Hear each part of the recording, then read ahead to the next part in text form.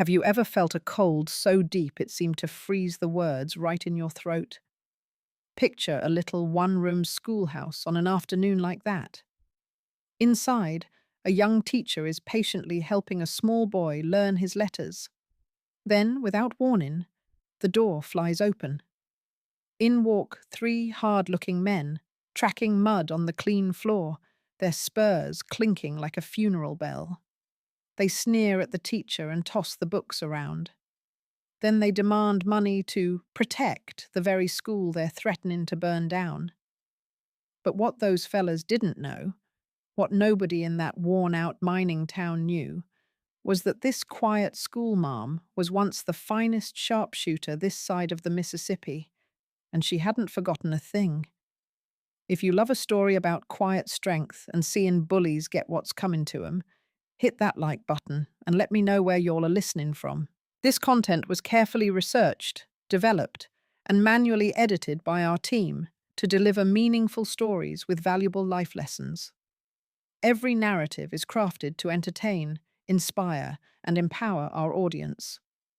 Now let's begin. The lesson was cut short as the winter sun sank behind the mountain, painting long, skinny shadows across the snow-covered street of Eagle's Crossing.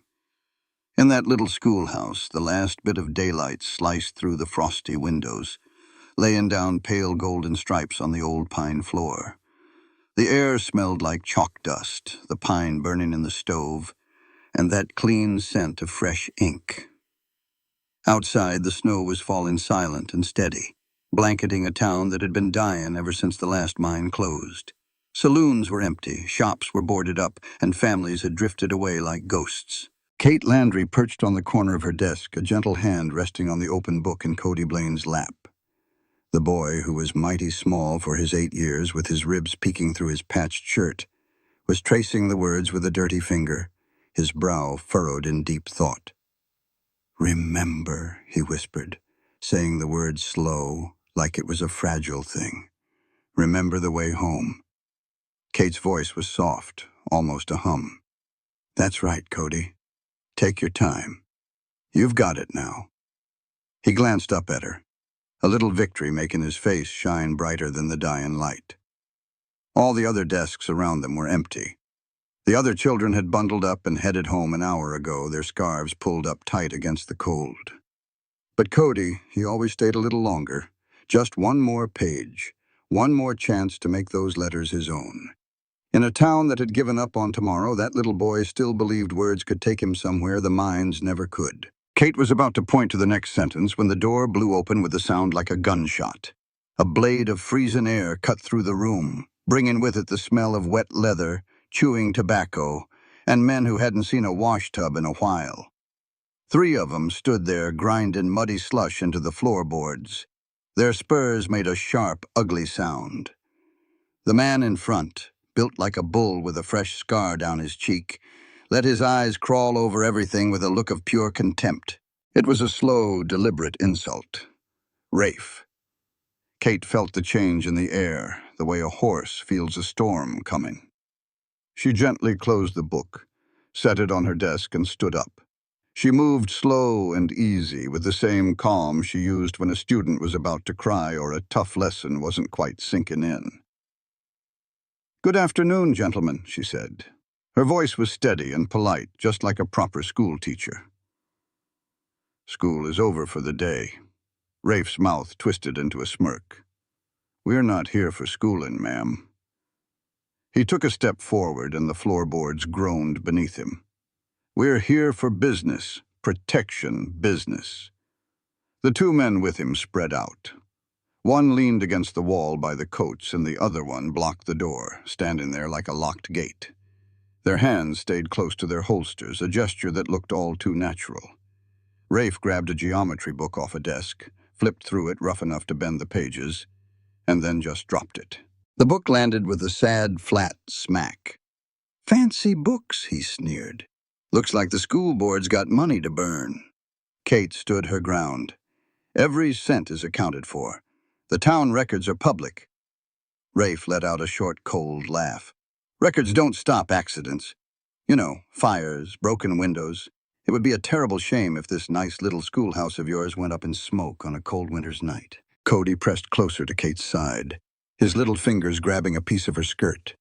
She put her hand on his shoulder, trying to give him some of her calm, even though her own heart was pounding like a drum.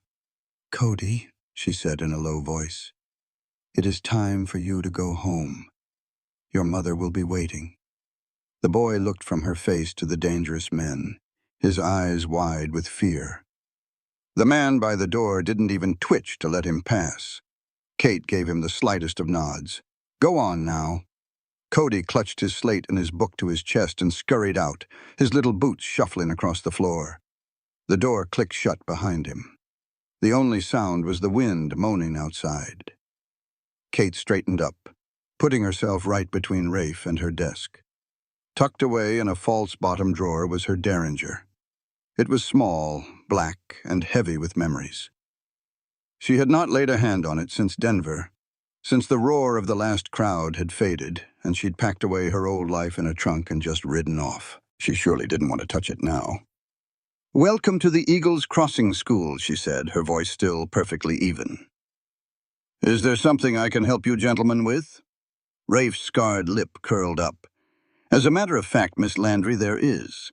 We have heard about all your fancy new things. New books, new ways of teaching, expensive stuff." He waved his arm at the tidy rows of desks, the alphabet charts she had drawn by hand, and the little shelf of library books she had begged and borrowed to get for the children. "Times are tough. A town needs to have some insurance against accidents." He swatted a stack of spelling books off another desk. They fluttered to the floor like a flock of wounded birds. Kate's hand jerked just once, then she held it still at her side. She had stood in the bright lights of a stage before, in front of crowds of hard men, and she had learned how to wait out that moment when envy soured into violence. Patience had always been her best weapon. "I believe you should leave," she said. Her words were quiet, but carried the same weight she used to settle down a rowdy classroom. Right now. Rafe stepped right up to her. His breath stank of whiskey and old tobacco. "Now, that is not very friendly, teacher lady. We are just talking business. Bad things can happen to places that do not have protection." His hand slowly went to the handle of his revolver, a clear and deliberate threat. Kate felt her heart slam against her ribs. The derringer was just 2 steps away. Against 3 armed men, it might buy her a few seconds. But Cody was out there, halfway home in the snow. And 28 other children would walk through that door tomorrow, expecting to learn their sums and stories. This was the life she had chosen. Quiet, important, and a world away from the smell of gunpowder. She had to buy some time. How much? Rafe grinned, knowing he had her. $50 a month should keep you safe. For now. The price was pure robbery. It was more than 2 months of her pay, and they both knew it. "The school cannot pay that," she said flatly. "And this is not about money. This is about you showing this town that nobody is safe from you, not even the children." Rafe's face went hard. "You watch your mouth, miss. It sounds like you are saying our business is not on the level." His fingers tightened on his gun. The man by the door started to draw his own pistol, slow and arrogant, like a man who knows he has already won. That is when Kate moved. Her hand found the derringer, and in one fluid motion she raised it and fired. The shot cracked through the quiet room like a bolt of lightning. The man's revolver flew from his hand and bounced off the wall. A splinter of wood flew from the door frame where the bullet hit. Rafe was fast, faster than most men, but Kate was already diving behind her big oak desk. His bullet ripped through the wood right where she had been standing just a second before. In the sudden quiet, all she could hear was their stunned gasps of air. They never expected a fight. They sure as heck never expected skill. Kate stayed low, the little pistol held steady in both hands, her lungs tight. The classroom now smelled like gunpowder and burnt pine. "That was a warning," she called out, her voice as calm as if she were calling roll. "The next one will not be. And gentlemen, I have never missed twice." Rafe roared. "Get her!" His next shot was wild because Kate's second bullet shattered the oil lamp above him. Kerosene splashed everywhere and the flame died. The room was plunged into a deep, dark blackness, with only a little bit of silvery moonlight coming through the broken window. She moved to a new spot in the dark, her feet knowing the way from old drills she had practiced blindfolded years ago. One of Rafe's men whispered, "Lord, have mercy, that shot." Rafe's own voice was shaky now. "It is just luck. No schoolmarm can shoot like that. Find her." In the darkness, Kate allowed herself a small, cold smile. "Actually," she said, her voice seeming to come from all over the room at once, "I am not just any schoolmarm." She let that hang in the air for a moment. "Maybe you have heard of Swift Kate from Colonel Boone's Frontier exhibition?" That name hit them like a blacksmith's hammer. Rafe's breathing got quick and shallow. "You are lying," he snarled, but all the confidence was gone from his voice. Kate moved through the shadows, as quiet as a whisper. "Am I?" she asked, her voice almost gentle. "Or maybe I just found myself a different kind of stage." Another gunshot flashed. The man by the back wall fired at where he thought she was. The bullet chewed a hole in the blackboard. Her answer came right back. A single shot that popped his hat right off his head. He let out a high, scared yelp. "That was a quarter-inch above your scalp," she said calmly. "I could have aimed lower. Do you want to find out?" The sound of boots running for the door was his answer. Rafe cursed, a low and ragged sound. Kate kept her focus on him. He was the real danger now, shamed and backed into a corner. She heard his boots scrape on the floor as he moved toward the window, trying to get into the moonlight. "Do you realize what your mistake was today?" she asked, her voice as casual as if she were grading school papers. "Enlighten me," he growled. "You assumed that because I left the circuit I stopped practicing." A heavy silence filled the air. 5 years of teaching had not erased 20 years of handling a rifle. She rose in one fluid motion and fired. The shot neatly plucked Rafe's revolver from his hand. He stumbled backward, clutching his stinging fingers. Kate moved into the pale moonlight, her derringer held steady. "What is it you want?" Rafe rasped.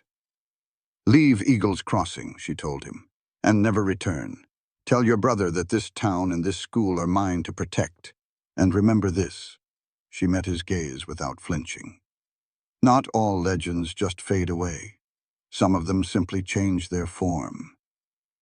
Rafe backed away toward the door, his bravado crumbling into something small and afraid. "This is not over," he muttered. Then he was gone, swallowed by the snow. Kate stood by herself in the darkness, listening to the wind howl through the shattered window pane. The derringer felt heavier than lead. Her hands shook for just a moment before she willed them to be still.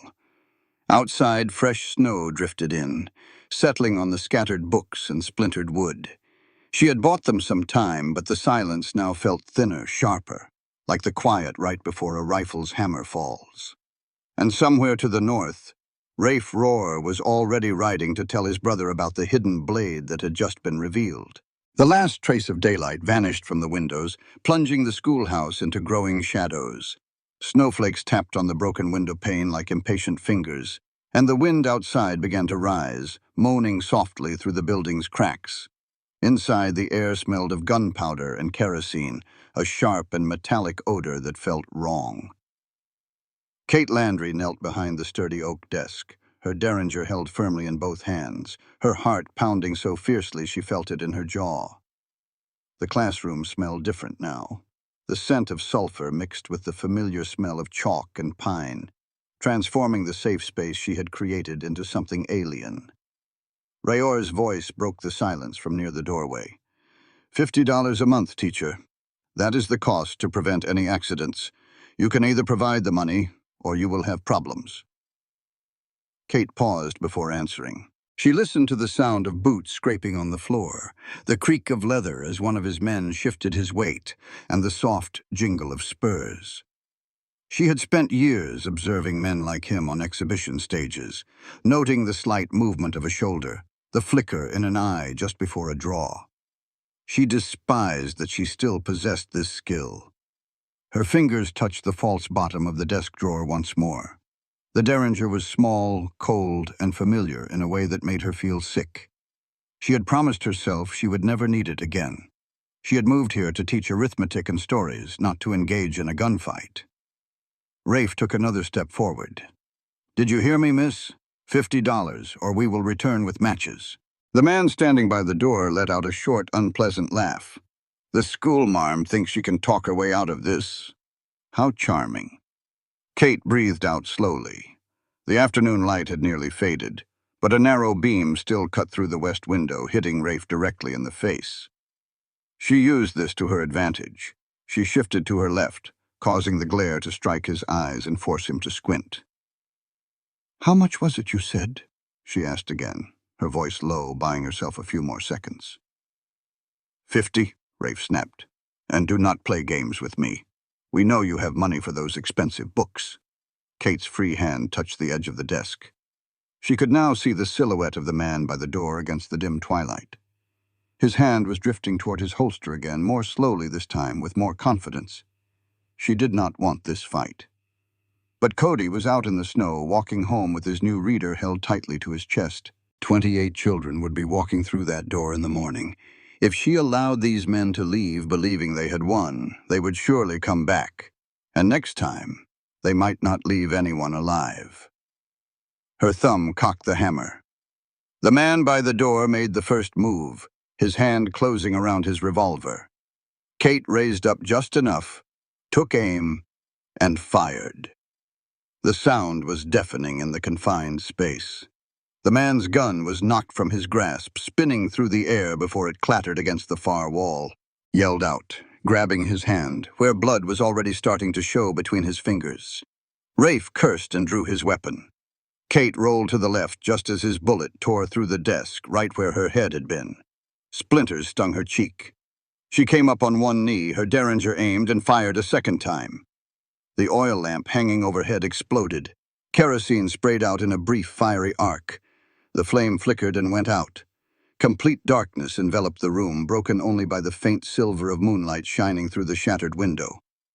She heard their surprised gasps. They were not expecting this. She rolled again, moving silently in her stockings. She had kicked off her shoes after the first shot, using her perfect knowledge of the room's layout. It was 23 paces to the blackboard, 12 to the coat hooks, and 7 to the back door. One of Rafe's men whispered, "She is gone." Where in the world did she go? "Be quiet," Rafe growled. "She is in here. Find her." Kate let the silence hang in the air, and then spoke from the shadows near the stove. "Actually," she said, her voice low and carrying in the dark like smoke, "I am not just any schoolmarm." She paused, letting her words sink in. "Perhaps you have heard of Swift Kate from Colonel Boone's Frontier exhibition." The name landed with a heavy impact. Rafe's breathing changed, becoming quick and shallow. "You are lying," he said, but his certainty was beginning to falter. Kate moved again, circling toward the window. "Am I, or have I just found a different kind of stage?" The man near the back wall fired blindly. The muzzle flash illuminated the room for a split second, long enough for Kate to see the blackboard splinter right where she had been standing. Her response was instant, a single precise shot that lifted his hat cleanly from his head. He let out a high, terrified yelp and dropped to the floor. "A quarter of an inch above your scalp," she said in a calm voice. "I could have aimed lower. Would you like to test that?" There was the sound of scrambling footsteps. They were panicked now, their confidence gone. Rafe cursed, his voice raw. "Do you think this changes anything? My brother will hear about this. He will bring the entire territory down on you." Kate continued to move, silent as a ghost. She remembered Cheyenne, the dusty arena, the roaring crowd. Butcher Roar, standing 50 paces away, his face red with anger after she had shot the buttons from his coat one by one while riding a galloping horse backward. He had lost the match, $50, and a brand new hat. She used the memory to steady her hand. "Your brother," she said, her tone almost conversational, "still owes me for that hat and for the buttons. Tell him Swift Kate says hello." Rafe's breath hitched. She heard him shift, his boots scraping as he moved toward the door. "Now back away." "You are insane," he spat. "You think you can stand against the roars? You are just one woman." Kate stepped into the thin moonlight, her derringer held firm. "I am a teacher," she said, "and today's lesson is about consequences." Rafe backed away, his eyes wide, his bravado completely gone. He fumbled with the door latch. "This is not over," he snarled. "My brother will come, and when he does, this town will burn." He pushed his way through the door and disappeared into the snow. Kate stood alone in the darkness.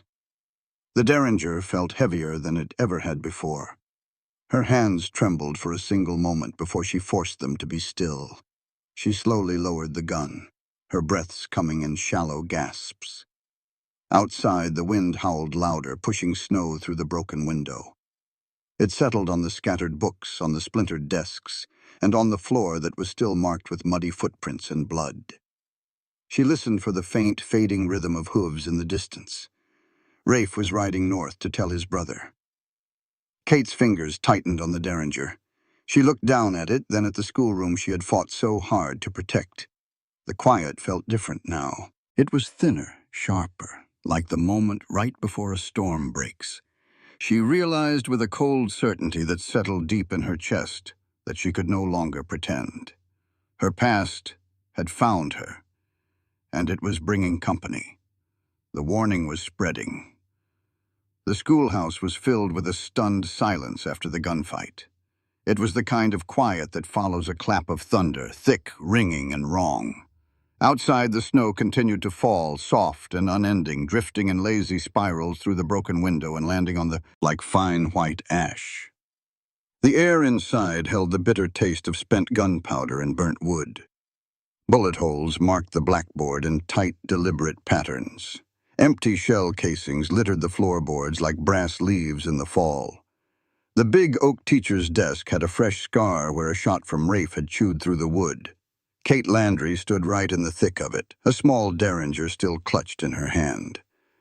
The little pistol felt like it was made of lead, like it had soaked up the weight of what she had just done.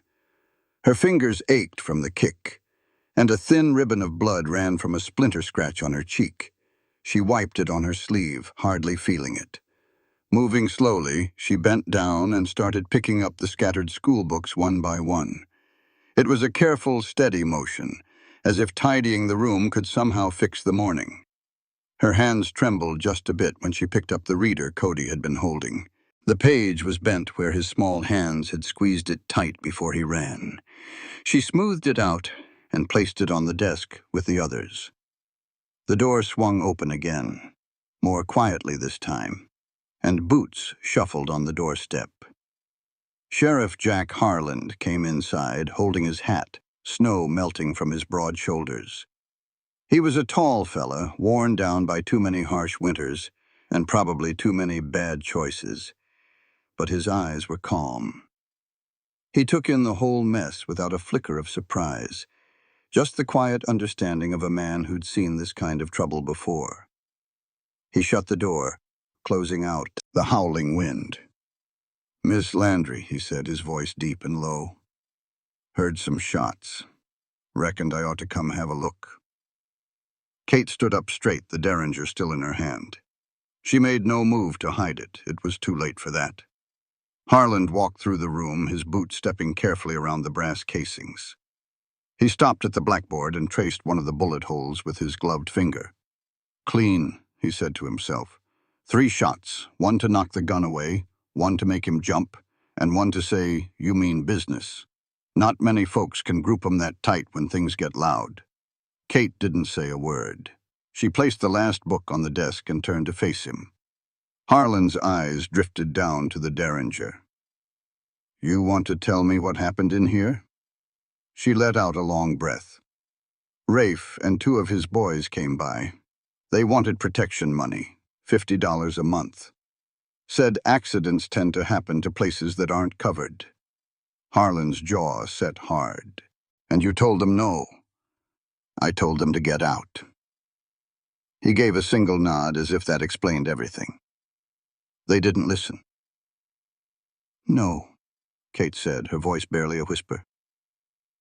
They didn't. A quiet moment passed between them. The wind rattled a broken window pane. Harlan looked at her again, really looked this time. Not many schoolmarms can shoot like that. Kate's grip tightened on the little gun.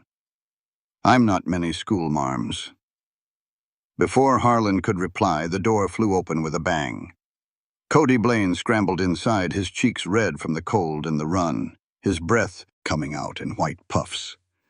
His eyes were huge, full of fear, but also a spark of grit. "Miss Landry, Sheriff!" He stopped short, staring at the busted-up room. I went to the telegraph office after I got out of here. Rafe. He sent a message up north to his brother. Kate felt the floor seem to drop out from under her. Cody swallowed hard. It said, "Swift Kate at Eagles Crossing. Shot up Rafe. Hurt bad. Bring everyone. School's open. Soft target." The words just hung there in the cold air, thick as smoke. Harlan let out a curse under his breath. "Butcher roar. He'll ride down here with 50 men, maybe more. He's done it before. He burned a whole town to the ground in Montana when the sheriff there wouldn't play ball. Didn't leave a single soul to tell what happened." Kate looked at the blackboard, at the neat little holes she had made. Her past, the one she had worked so hard to bury under chalk dust and lesson plans, was digging its way out. She walked to the small trunk she kept in the corner, hidden under a stack of extra writing slates. She knelt down, lifted a false bottom, and pulled out a Winchester rifle. The gun felt right in her hands, the walnut stock smooth from years of handling. She worked the lever in one fluid motion, a familiar sound, then checked the chamber and the magazine. Every move was pure instinct, a part of her she had tried so hard to forget. Cody watched her, his eyes wide. "Is it true?" he asked in a small voice. "What they're saying? Are you Swift Kate from the posters? The one who could shoot a dime out of the sky?" Kate stopped, the rifle resting across her lap. She looked at the boy, really saw him. His face was pale, but his eyes held no fear, just a kind of awe and trust. She laid the Winchester on the desk. "That was a long time ago," she said. "I left that life behind because I wanted something better than cheering crowds and prize money. I wanted something that mattered."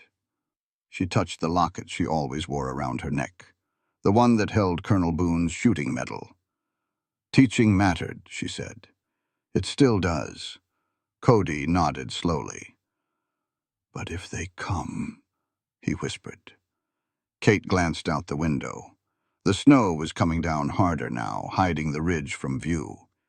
She could almost hear the last echoes of Rafe's horse fading away to the north. "If they come," she said, her voice firm, "we'll be ready." Harlan stepped forward. "The school board will want to shut this place down. Move the children somewhere they think is safe." Kate's hand came to rest on the Winchester. "The school stays open," she declared. "These children have a right to an education. If Butcher Roar wants to take that away, he's about to find out why folks used to call me the fastest shot west of the Mississippi." Cody's eyes got even wider. Kate turned to him.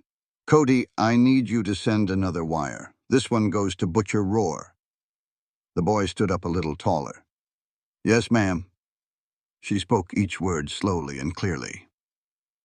"Tell him I once split a playing card at 100 yards while standing on a galloping horse. Tell him all his men together couldn't make that shot.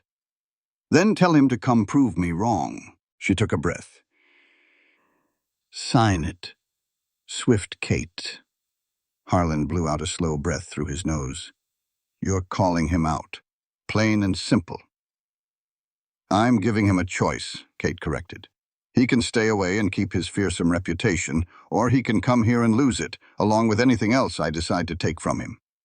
The sheriff watched her for a long, quiet moment. "The town council is going to want to meet," he said at last. "This involves everyone." Kate nodded. "Then let them meet. But you make sure they understand something. This isn't just about me anymore. This is about showing men like the Roars that they can't build their kingdoms on fear. Harlan put his hat back on. I'll get the word out. He left, closing the door softly. Kate was alone with Cody. The boy looked up at her, his expression serious. You won't leave, will you? You won't close the school? Kate put a hand on his shoulder. No, she said gently. I won't. Outside, the wind began to pick up again. Snow swirled hard against the window panes. Somewhere in the distance, the school bell rang a single time, a low, sad sound carried on the wind like a final warning. Kate stared out the window, her hand tightening on the Winchester. The children would be here tomorrow. They always were. And when they came, the door would be open. But the quiet of this place was no longer peaceful. It was waiting. Shadows were gathering. Night fell on Eagle's Crossing like a heavy blanket. The kind of deep dark that seemed to press right up against the windows. Snow was falling harder now, blowing sideways on a wind that moaned through the pines on the ridge and rattled the loose glass of the schoolhouse. Inside, the fire in the stove had died down to a dull red glow that threw long, dancing shadows across the splintered floor. That smell of gunpowder still hung in the air, faint but hard to ignore, mixed with the sharp scent of kerosene from a broken lamp and the clean, cold smell of snow drifting in through the shattered window. Kate Landry moved through the gloom by herself, her boots quiet on the wooden planks. She had put the desks back in order as best she could, pushing 3 of them together to make a low wall against the front of the room. She was crouched behind it now, aiming down the length of the room toward the door, then shifting her gaze to the side window, figuring the angles in her mind. 23 steps to the coat hooks, 12 to the blackboard, 7 to the back door. The Winchester was across her lap, its barrel cold against her leg. She hadn't wanted to hold it again, not this soon. The sheer weight of it felt like a judgment. She stood up, walked to the small trunk in the corner, and lifted the false bottom again. This time she pulled out a Remington. It had a custom octagonal barrel and a polished walnut stock. The telescopic sight she used to use in her trick-shooting shows glinted in the faint light from the stove. She worked the lever once, a smooth and familiar motion, checked the chamber, and then slid cartridges into the magazine. Her fingers still had a slight tremble from the fight earlier. Every move was automatic, and every move brought a fresh wave of pain. The back door creaked open. Kate spun around. The Remington came up fast. Nora Hale stood framed in the doorway, her doctor's bag in one hand, the other held up, palm open. A dusting of snow sat on her shoulders and the brim of her hat. The biting cold had put a rosy flush on her cheeks. Easy now, Nora said, her voice calm. It is just me. Kate lowered the rifle, her breath puffing out in a white mist. You have no business being here. Nora stepped right in, shutting the door on the howling wind. And you have no business being alone. She placed her bag on a desk and unbuckled it with hands that did not shake. I brought bandages, morphine, and sutures. If things get ugly tomorrow, somebody is going to need stitching up. Kate just shook her head. Go on home, Nora. Take Cole, take the children. This is not your fight. Nora looked her square in the eye. I reckon it is now. Rafe rode out of here bleeding. His brother is not going to let that slide. I have patched up men from Butcher's crew before. Last year when they came through, they were professional killers, as cold as a well-digger's shovel in January, and I heard what they did over in Montana. They wiped a whole town off the map. There were no survivors. Kate's knuckles turned white on the Remington stock. Then you know exactly why you need to leave. I know exactly why I need to stay. Nora closed up her bag. You are not doing this all by yourself. Before Kate could say another word, the front door creaked open again, slow and deliberate. Cole Ramsey came inside, holding his hat in his hands with snow melting from his coat. He held a lantern down low, cupping his palm around the flame. Kate, he said, plain and simple. Nora said I would find you here. Kate let out a long breath. You two need to get gone. Cole shook his head. From the top floor of my store, I can see straight down Main Street. The roofs are flat with good, clear sight lines. I can watch the ways into town and signal if they show. Kate opened her mouth to argue, but the words just would not come out. She looked from Cole to Nora, two people who should not be anywhere near this place, who had every reason in the world to be running. And yet here they were. The back door opened for a third time. Buck Tanner limped his way in. His old cavalry coat was dusted white. He had a Winchester of his own slung over one shoulder. The lines on his face seemed deeper than usual, but his eyes were sharp as ever despite his years. "The main roads are quiet," Buck said, "but I know all the old mining trails. I used to scout them back during the war. I will watch the northwest ridge. I can give you a heads up if they try to come around your flank." Kate just looked at them. Three ordinary folks standing in her wrecked schoolroom, offering up what little they had. She wanted to send them all away. She wanted to keep this trouble to herself, keep the children safe by keeping everyone else out. But the wire Cody had sent was already humming north on those thin copper lines. Butcher was on his way, and he was not going to stop with just one little schoolhouse. She set the Remington down on the barricade. "Thank you," she said, her voice barely a whisper. The words felt like they were not nearly enough. Buck gave a single nod. "We will take shifts. I will head on out now. I will signal with 3 flashes of the lantern if I see any movement." He turned around and left, the door closing softly right behind him. Cole waited for a moment more. "I will be up on that roof by midnight if you need anything at all." Kate managed to give a small nod. Cole followed Buck out into the dark night, but Nora stayed put. Kate looked over at her friend. "You do not have to do this." "I know," Nora said. She opened up her bag again and started laying out bandages on a clean piece of cloth. "But I am here." A deep silence fell between them, with only the wind and the soft crackle of the dying fire in the stove to break it. Kate walked over to the window, picked up the Remington, and pressed her eye against the scope. The telescopic lens gathered up what little moonlight it could find, turning the snowy ridge into a world of sharp silver and deep shadow. She scanned the line of pine trees and the dark opening of the old mining trail. There was nothing. Then she saw a flicker, far off and quick. 2 riders moving along the top of the ridge, their shapes dark against the snow. They stopped for a moment, then disappeared behind the trees. Kate slowly lowered the rifle. "They are here," she whispered. "Sooner than I thought." Her fingers tightened on the wooden stock. Nora came to stand right beside her. "Scouts?" Kate nodded, testing the approaches. The wind picked up again, carrying the faint, distant sound of horse hooves on the packed snow. It was slow, deliberate, and then it faded off into the night. Kate stared through the scope for another moment, her breath fogging up the lens. If they came in with their full force, the school would be the very first target. The children would be walking right through that door tomorrow. She lowered the rifle and rested her forehead against the cold window pane. The bell up in the school tower rang out one time, a low and mournful sound carried on the wind like a warning that no one could afford to ignore. Kate closed her eyes for just a heartbeat. Then she turned back to the barricade and started checking her sight lines all over again. There was no more time left for pretending. The town awakens. Dawn came slow and gray over Eagle's Crossing, the kind of light that shows you more than it warms you.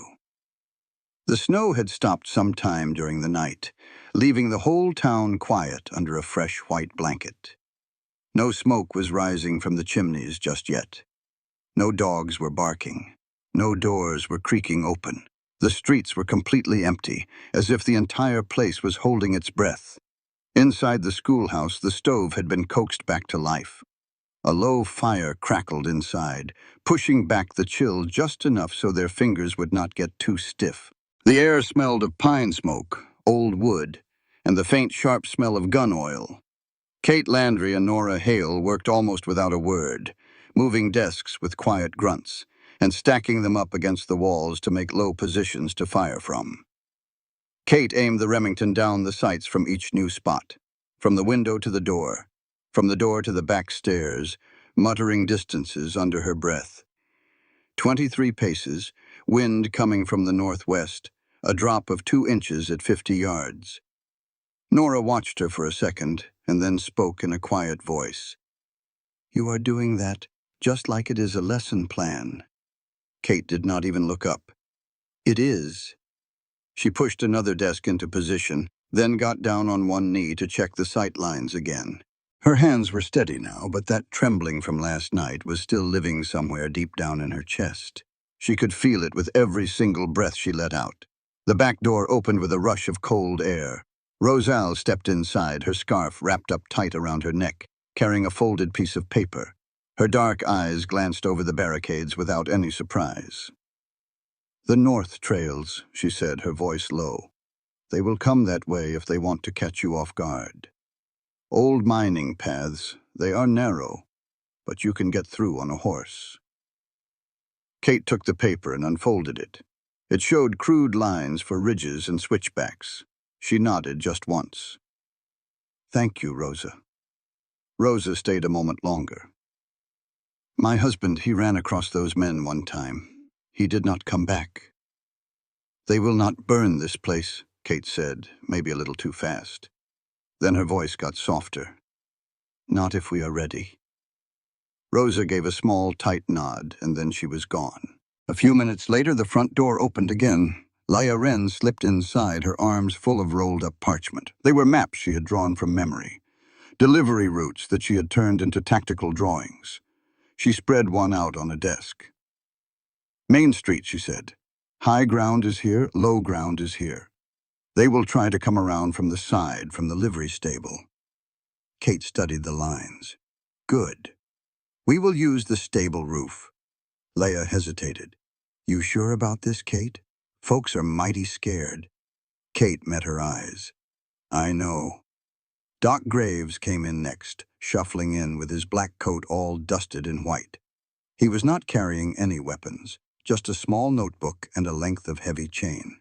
"The walls," he said, tapping on the logs. "These will stop a rifle bullet, but not if they keep firing at one spot. Reinforce the door with this. It will not stop them for good, but it will buy you some time." Kate watched him as he worked, chaining the crossbar. She wanted to tell him to leave. She wanted to tell all of them to go. But the words just would not come. The bell in the tower rang one time, soft and far away. Then it stopped. Kate looked toward the sound, then back at the window. The town was waking up now, slowly and reluctantly. A new set of boots crunched on the porch. The door opened, and Wyatt Kane stepped right through, followed by 2 men in dark coats. They had the look of Pinkertons about them. Kane took off his hat, and snow fell from the brim. "Miss Landry," he said, "my name is Wyatt Kane with the Pinkerton Agency. We have been tracking Butcher Roar for months. Word got to us about your run-in with his brother." Kate stood up a little straighter, and Kane gestured to the men behind him. "I have got 30 agents up in the hills. We can turn this whole town into a trap. Draw him in, cut him off.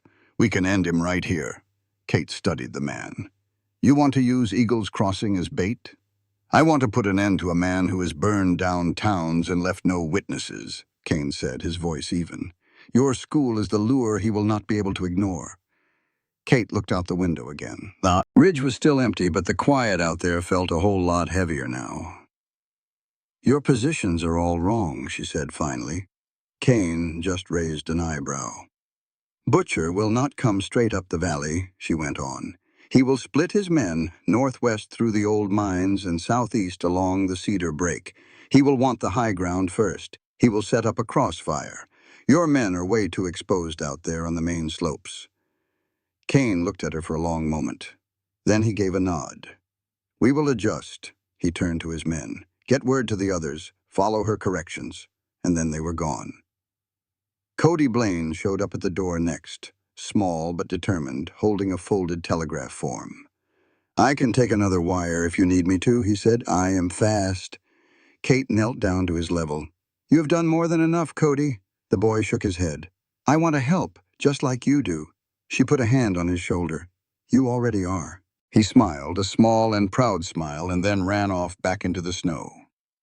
Kate stood up, her hand going to the locket she wore around her neck. She opened it, her thumb brushing against the metal inside. It was a gift from Colonel Boone after her last show. His words came back to her as soft as a memory. There has to be more to life than just entertaining crowds. She had believed him then. Now the price of that belief was riding north on horseback. Nora came and stood beside her. You okay? Kate closed the locket. No, but I will be. I'm here. Outside, the wind had finally calmed down. The town was quiet under a gray sky. Then she saw it. A faint smudge on the northern horizon. It was too far to tell if it was dust or smoke. Kate raised the Remington, putting her eye to the scope. The smudge sharpened into figures, riders. A long, dark line moving against the white snow. Wyatt Kane stepped back into the room, his voice low. Scouts just confirmed it. It's Butcher. He's on the move. 60 men, maybe even more. Kate slowly lowered the big rifle. They're here, she said. The words were soft, but they landed with the heavy thud of truth. Inside her chest, something settled, a feeling that was cold and certain. There was no more running, no more pretending she could keep her old life separate from this one. School would be in session tomorrow. The children would come, and if Butcher Roar wanted to burn this place down, he was going to have to go through her first. She turned away from the window, her hand gripping the Remington tight. The bell tolled again, one slow, mournful ring. Far away, the sound of thunder began to roll across the plains, carried on the wind. It was the sound of horses' hooves. They had reached the point of no return. The first hint of dawn was sneaking over the ridge, gray and unwilling to show its face, turning the snow a dull silver. Eagle's Crossing was still and quiet beneath it. The streets were empty, and the rooftops were coated in a thick layer of frost. Not a bird was singing. No smoke rose from any chimneys yet. The air smelled of frozen dirt and pine trees, sharp with the feeling of more snow to come. Inside the schoolhouse, the stove popped softly, fighting the chill, barely holding back the cold that was seeping through the walls. Kate Landry ascended the narrow staircase to the bell tower. A Remington rifle was slung over her shoulder, and each step she took made the wood creak beneath her boots. The tower was small, with just enough space for the bell and a low bench, but it provided her with a strategic advantage. It offered clear lines of sight over the main street, the ridge to the north, and the cedar thickets to the southeast. She settled against the wall, her knees drawn up, and pressed her eye to the rifle's scope. The lens gathered the faint light, bringing the world into sharp focus. She could see Cole Ramsey's silhouette on the roof of his store, his lantern held low as he signaled that he was ready. She saw Buck Tanner's hunched figure in the loft of the livery stable, the barrel of his rifle glinting faintly. Wyatt Kane had repositioned his Pinkertons during the night, moving them according to her instructions. 10 men were sent to the mining trails, 15 to the thickets, and the rest were spread out in the hills. You know him better than we do, Kane had told her before he left. Kate had not corrected him. She did not know Butcher Roar, the man. But she knew his type, arrogant and predictably cruel. Her hands trembled as she loaded the Remington, her thumb pushing the cartridges into place with a soft click. She paused, looking down at her fingers. They were not supposed to shake, not hers, but the weight of the night was pressing down on her. The children would be arriving soon, expecting their lessons, and the town had placed its trust in her to keep them. Keeping the school open meant everything, but the life she'd pieced together felt like it could be wiped away in an instant. She could pack her things, saddle up, and just ride east until she was a memory. Back to the shows, the roar of the crowd, the empty feeling that came after the clapping stopped. But that idea just soured in her stomach. These children, they weren't just losing a teacher, they were losing a reason to believe. She wasn't running this time. Just then, something glinted up on the ridge. 2 riders, Black shapes on the white snow, moving slow through the trees. Scouts. Kate picked up her Remington and set it on the windowsill. Her own breath clouded the scope and she wiped it away. The first rider stopped, looking over the town with field glasses. She let out a long, slow breath as her finger found the trigger. The shot's echo bounced all through the valley. The rider's horse bucked, empty, and tore off the way it came. The other scout spun his horse around and disappeared back into the woods. Kate brought the rifle down, her heart pounding against her ribs. She hadn't aimed to kill, just to send a clear signal, but her hands trembled worse than before. Down below, the town was waking up. You could hear doors creak open and worried voices on the breeze. Then a lone rider came down Main Street from the north. He had a white cloth tied to the end of his rifle. He came on steady, his horse's hooves quiet in the snow. Even from this far off, you could see he looked like Rafe. Same wide shoulders, that scarred-up face, and eyes like cold, hard stone. Butcher roar. Kate hurried down the stairs with the Remington. Nora was waiting for her at the landing, her medical kit in hand. "He's here," Kate said, her voice low. Nora just gave a single nod. "I'll take the back door," Nora said. Butcher pulled his horse to a stop about 20 paces from the school's front steps. When the wind blew just right, you could smell the sweat and gun oil on him. He opened his arms wide, that white flag waving. "Come on out, Swift Kate," his voice boomed, almost friendly, and loud enough for everyone in town to hear. "Let's have a talk like reasonable people before this all goes sideways. My brother, he messed up. I'm sure we can come to an understanding." Kate walked out onto the porch. She kept the Remington pointed down, but she was ready. The blood was pounding in her ears. Butcher gave a wide smile. "Well, there she is. Always one for a grand entrance." He leaned over his saddle horn. "Give up. Ride on out of here with your skin intact. We'll forget this ever happened." Kate said nothing. She just raised the Remington, took aim in a heartbeat, and pulled the trigger. The bullet snatched his hat right off his head and sent it flying into a snowbank. Butcher's horse shied, but he didn't so much as blink. His laugh was a cold sound in the quiet air. "Still sharp as ever, but you can't be looking everywhere at once. I got this whole place surrounded by my men. I give the signal and they'll burn it down to the studs. All this just 'cause you had to get righteous about a simple business arrangement." Kate looked him square in the eye. "This ain't about money. It's about fellas like you who figure fear makes you king.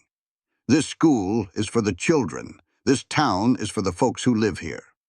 Butcher's smile vanished. "Folks? All I see are yellow bellies locking their doors, while you stand out here playing the hero.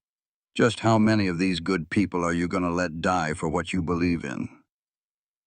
Just then, a light flickered over on Cole's mercantile roof. A little puff of smoke from a lantern. Butcher's crew was on the move, spreading out to box the town in. Kate's voice didn't waver. "This is your last chance to ride out." Butcher yanked his horse around. "Fine, have it your way, school teacher. Their lives are on you now." He kicked his horse into a gallop, the white cloth falling from his rifle and landing in the snow. Then the shooting started. The first rifle cracks came from the ridges testing her, coming from all over. Kate ran back inside and up the stairs to the bell tower. She was breathing hard, and the Remington suddenly felt heavy as an anvil. Nora yelled from the first floor, "They're coming!" Kate looked to the north. A man was setting up a big buffalo rifle on the ridge, pointing it right at the school. She breathed out, nice and easy, and squeezed the trigger. The shot echoed. The man on the ridge grabbed his arm, and his rifle fell into the snow. Kate brought the gun down, her heart hammering like a drum. "It's begun," she whispered. More shots rang out across the valley, and the air started to smell sharp with gunpowder. She loaded another bullet, her eyes cold as ice, but way down deep a knot of fear was pulling tight. There was no going back. The first real volley of shots tore the morning apart, the sound of rifles cracking and bouncing off the rocks like a roll of thunder. Thin trails of smoke started to rise from the trees and the old mine paths, like black ribbons against the gray sky. All of Eagle's Crossing smelled like burnt powder and damp ground kicked up by horses. You could already taste the faint metallic hint of blood in the air. Down in the street, you could hear Butcher Roar's voice bellowing orders. "Hit 'em from every direction! Burn that school down first!" Kate Landry kept herself flat against the wall of the bell tower. She held the Remington firm on the ledge, her breath misting up the scope. The first few shots had just been them feeling things out, but now they were coming in hard. From the ridge to the north, the trees to the southeast, even from the alley behind the livery. Her heart was knocking against her ribs. Every single beat reminded her this was real. There wasn't going to be a crowd clapping when this was over. She found the man on the ridge again in her sights. The one with the buffalo gun that had a barrel as thick as your wrist, aimed right at her schoolhouse doors. Her finger tightened, paused for just a second, and then she fired. The rifle crack tore through the noise. The man snapped back, grabbing his arm as his big gun fell away into the snow. The men with him broke and ran like startled deer, their whole attack falling apart. Kate pulled the rifle back, her hand shaking just a little. The sound of her own blood roared in her ears. She'd hit his arm on purpose, but knowing she had to hurt someone to protect everyone else, that thought coiled in her gut like a rattler. "They're moving on the south side," Nora's voice said, sounding distant through the stovepipe. Nora was talking through the speaking tube they'd made from an old piece of pipe. "Two of 'em with fire are coming around the back." Kate didn't waste a second. She flew down the stairs, her boots banging on the floorboards. The schoolhouse seemed to shrink with every gunshot from outside, the walls feeling closer. She got to the back window, staying low behind some desks she'd piled up, and looked through her sights. A fella was sneaking up the alley, holding a glass bottle with a rag sticking out of it. A kerosene bomb. His friend was right there, providing cover with a rifle. Kate let her breath out slow. Her shot rang out. The bottle exploded in the man's hand. The kerosene just sprayed everywhere, doing no harm. The man hollered and fell in the snow, the little flames dying in the slush. His partner shot back without aiming. The bullet hit the window frame right over her, sending wood splinters into her cheek. She could taste her own blood from a deep one. She dropped and rolled away, heart hammering. "This ain't a show," she whispered, her voice breaking. "It's not." She couldn't stop the memories from coming. The crowds in Denver, cheering as she shot a playing card in half from 100 yards away with a blindfold on. That excitement always hid how empty she felt. But here, every time she pulled this trigger, there was a real price. People's lives, their safety, the delicate hope she had worked so hard to build right here. Then, from the hills, other rifles answered back. Sharp, clean shots. Wyatt Kane's Pinkerton men cutting off one of their flanks. But Kate was the one in the middle of it all, the one everyone was counting on. She climbed to a side window and squeezed out onto the roof, staying low on her belly as she crawled to the edge. From the edge of the roof, she could see their main attack. Riders were coming right down the street, shooting at anything that looked like a window or a door. She fired 2 quick shots. The first one clipped a horse's side, making it buck and throw its rider. The second one hit a torch right out of another man's hand. The charge fell apart as the men yelled, confused. "Where is she shooting from?" "It's like there's ghosts in there." Butcher's shout was louder than all of them. "Burn it! Burn the whole school to the ground!" Kate felt her throat get tight. The children, 28 of them, all their faces trusting that she'd be there to open the doors in the morning. If this school burned, it was all over. No more learning their letters on a slate. No more stories that could take them to places far away from this valley. She saw a man near the front porch lighting another bomb. Her finger shook on the trigger. She paused, then fired. The bottle blew up in the air, glass falling like rain. The man fell back, swearing as he beat out a small fire on his sleeve. She slipped back through the window, gasping for air, and wiped the sweat from her face, even though it was freezing. The stovepipe crackled. "The east side is falling apart, but the Pinkertons are holding them," Nora said. "Good," Kate mumbled, but her own voice was trembling. She looked down the staircase. Little Cody Blaine was curled up in a corner, his eyes as big as dollars, with his hands clamped over his ears to block out the noise. He shouldn't have to see any of this. None of them should. Butcher yelled again. That's enough. Spread out. Check every building, The barn. Find her. Kate went still as a stone. The gunfire was changing, getting sloppier. Men were getting off their horses, kicking in doors all down the street. The smoke got thicker, carrying that awful smell of burning pine from somewhere to the east. She hurried down the ladder, her legs feeling like jelly, a small trickle of blood making its way down from a cut on her cheek. The main schoolroom felt wide open and dangerous, the blackboard now full of fresh bullet holes that looked like a dozen mocking eyes. She just stood there for a second, staring at it. Yesterday's arithmetic problems were still written in chalk, half wiped away by the bullets. "They are hunting us," she whispered, talking more to herself than to Nora. "Just like we are animals." The fear settled in her gut, cold as the snow piled up outside. If she could not stop them, the school was going to burn. Everything she had built here, all the lessons, all that hope, would just turn into ash. Nora put a hand on her arm. "Kate." But Kate just shook her head, her knuckles white around the Remington rifle. The hunt had begun. She was the ghost in the smoke. The morning sun tried to climb higher, but it could not do much to burn off the haze that hung over Eagles Crossing like a funeral shroud. Smoke from the rifles made the air thick, drifting in gray sheets that made your eyes water and your throat raw. It was a sharp, bitter smell, mixed with the metal tang of gunpowder and the faint, almost sweet smell of sage burning up on the ridges. Snow was still on the ground, but now it was all trampled and ugly, churned into mud and blood by the boots of men and the hooves of horses. The whole valley just echoed with the sound of a gunshot now and then. You could hear men shouting through the fog, and every once in a while the sad cry of a horse that had been hit. Kate Landry slipped out the back door of the schoolhouse. She clutched that Remington so tight her knuckles were white, her heart hammering against her ribs like a bird caught in a cage. She kept low, moving down the alley, her boots sinking deep into the wet slush, her breath coming in tiny, shallow gasps. The cut on her cheek was starting to throb, and the blood was drying sticky on her skin. She stopped at the corner, just listening. Butcher's men were all spread out now, kicking in doors down Main Street, their voices sounding rough and angry. "Where in the devil is she?" a voice yelled. "Check the stable. There's got to be more than just one person shooting." Kate shut her eyes for a moment, trying to fight off a wave of doubt that washed right over her. What in the world was she teaching these children? That shooting back was the only answer? That a rifle could somehow fix what fear had already broken? But then she thought of Cody's big, trusting eyes, and she pictured the empty desks tomorrow if she just gave up. She pushed that feeling down and made her legs move.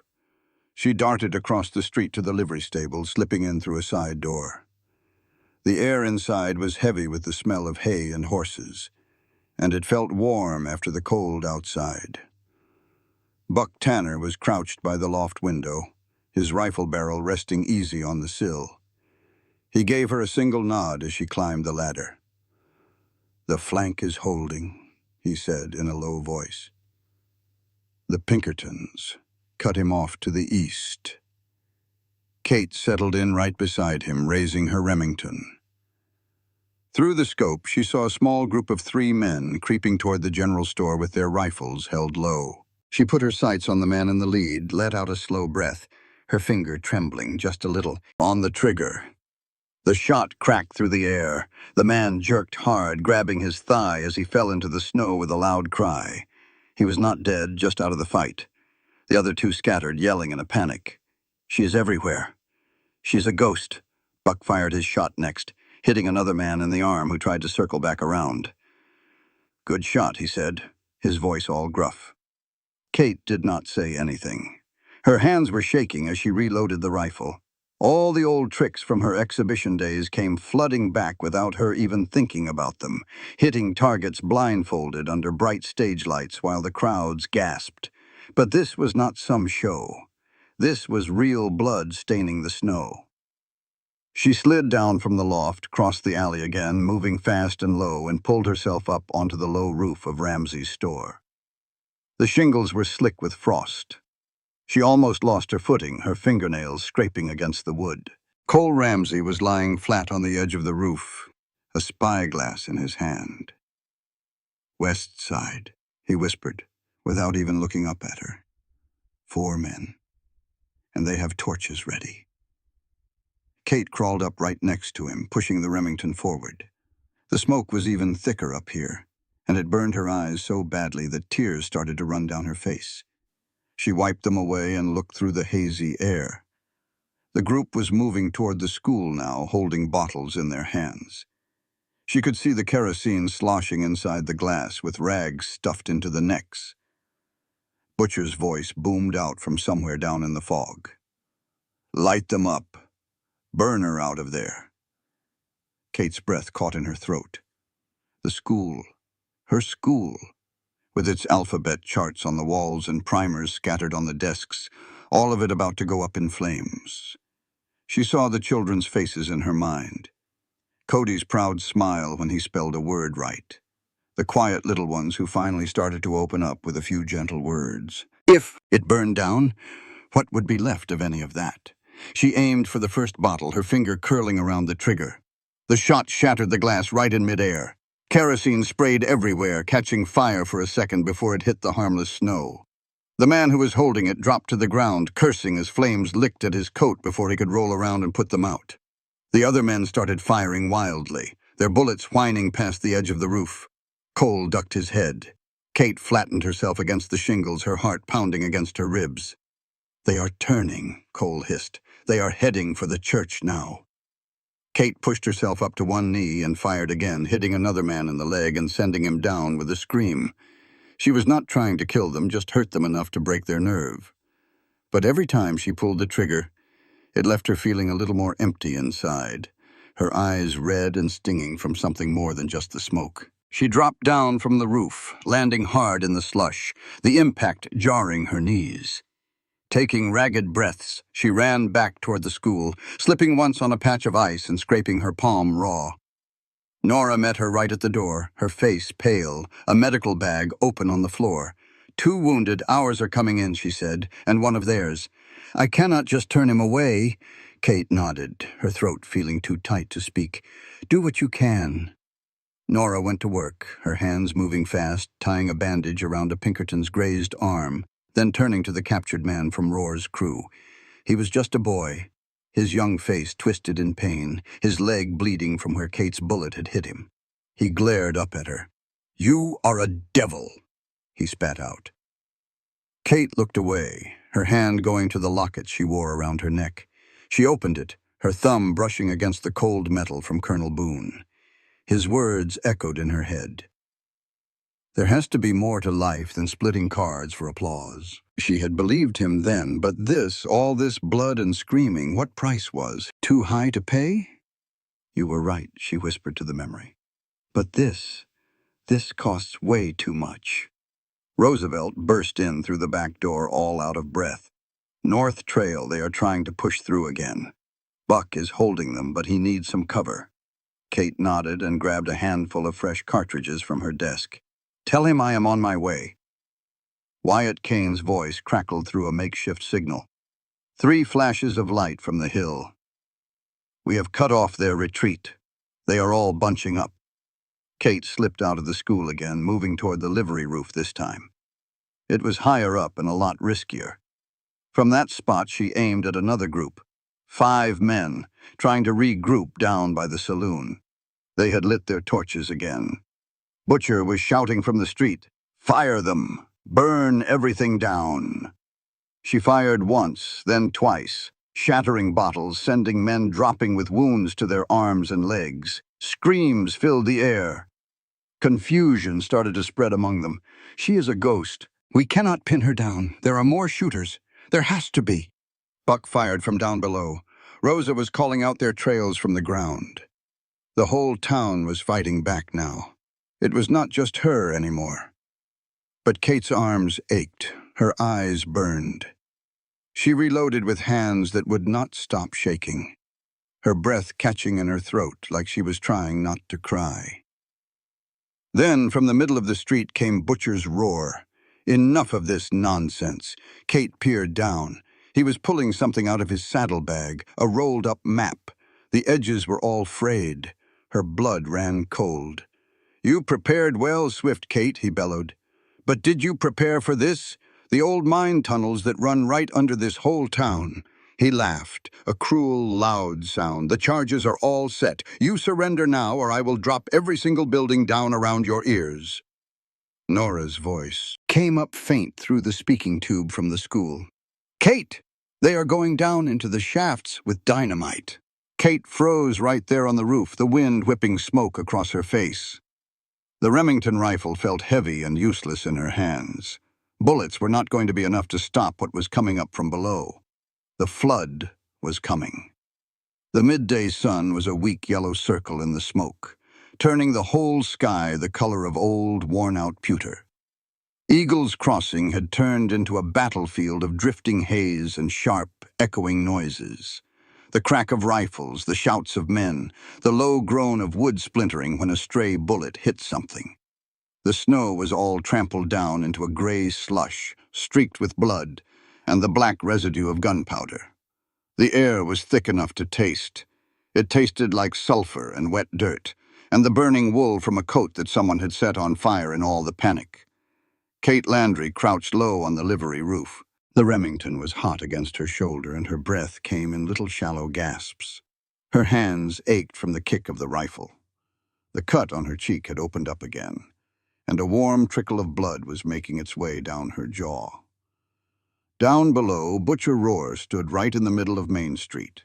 He had a map unrolled in his gloved hands, and his voice carried over all the noise, sounding raw and full of victory. "The charges are set. Do you hear me, Swift Kate? This whole town is going to drop into the earth, the school and everything else, unless you surrender right now." Kate's stomach twisted into a knot. The old mine tunnels, sealed up ever since the big flood of '65, ran right underneath half the buildings, and that included her school. If those charges went off, the ground would just swallow up everything she had fought so hard to protect. All the desks, the books, the quiet hope of children learning their letters. She pressed her eye to the rifle scope, searching for any sign of movement near the openings to the old shafts. Shadows moved in the haze, and she saw men disappearing into the dark mouths of the tunnels, their packs looking heavy with dynamite. Nora's voice crackled through the speaking tube that ran from the school. "Kate, they are inside. Cole is ready. Just say the word." Kate's throat felt like it was closing up. She touched the locket at her neck, the metal from Colonel Boone feeling cold against her skin. His words came back to her. There has to be more to life than splitting cards for crowds. She had truly believed him. And now, the cost of that belief was staring her right in the face. If those tunnels collapsed, the school would be gone for good. There would be no more mornings with chalk dust in the air and the sound of small voices. No more future for Cody Blaine and all the other children. Tears stung her eyes, hot and sudden. She blinked them away, angry with herself. Crying was not going to save a single thing. She keyed the tube. "Now, Cole." A low boom rolled through the ground. It was not the sharp crack of dynamite, but something deeper, something wetter. Water shot out of the mouths of the mine shafts like geysers, sending a freezing spray high into the air. The flood of '65 had left behind huge underground reservoirs of water. Cole had found the old maps, and he knew exactly where the weakest walls were. He had set a few charges of his own, small ones, but placed just right to break through those barriers. Black water roared through the tunnels, sweeping men right off their feet, soaking the fuses and ruining all their gunpowder. Screams rose up from below. Horses panicked as Butcher's men were flushed out of the tunnels like rats soaked to the bone and shivering. His words were cut off. Up on the roof, Kate saw the men with the explosives near the creek bed. They were gasping for air. Their dynamite was soaked through and worthless. She took aim from her spot, pinning down the ones who tried to climb the muddy banks. She hit them in the shoulder or the leg, forcing them to slide back down. She couldn't bring herself to kill them, but every shot made her tremble more, her breath catching in her throat like a cry she refused to let out. Butcher bellowed with rage, his face all twisted up. "Kill every last one of them! Burn it all! If it moves, shoot it!" But his men were losing heart. A few fired off shots that went nowhere. Others just turned and ran for the hills. That's when the Pinkertons and the town's own people started to close in. Buck Tanner was shooting from the livery. Rose O'Vale was telling folks where to aim from an alleyway. Wyatt Kane's men were blocking off all the ways out of town. Things were finally turning their way, but it wasn't pretty. Men were bleeding out in the street. Horses were screaming.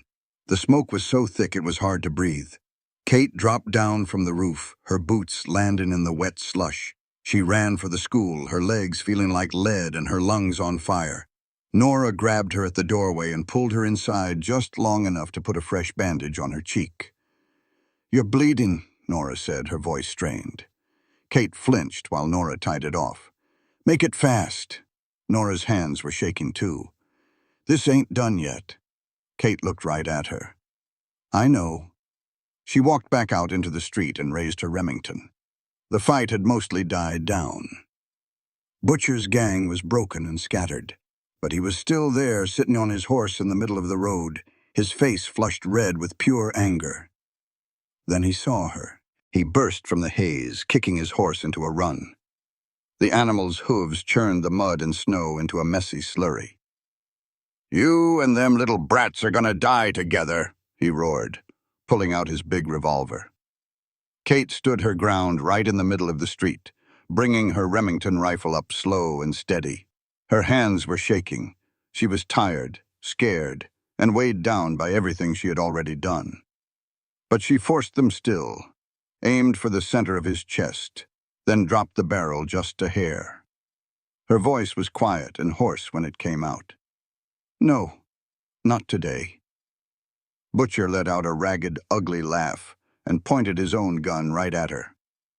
For a moment, the whole street went dead quiet between them. Smoke drifted lazily, and the only sound was the far-off crackling of fires burning themselves out. Kate's finger tightened on the trigger. She was done running, done hiding behind a chalkboard. This was going to end right here, face to face. The street stretched out under a sky thick with smoke. The sun at midday was just a pale bronze coin behind the gloom. Eagle's Crossing smelled like burnt gunpowder, snow stained with blood, and the nasty smell of burnt hair from a coat that had caught fire earlier. Hoofprints turned the melting slush into a reddish-brown muck. In the quiet moments between gunshots, you could hear distant yelling and the crackle of dying flames. Butcher Roar galloped his horse right down the middle of Main Street, his coat flying behind him and his face all twisted up with rage. He was headed straight for the schoolhouse, with his revolver already in his hand. Kate Landry stepped off the porch and onto the open road.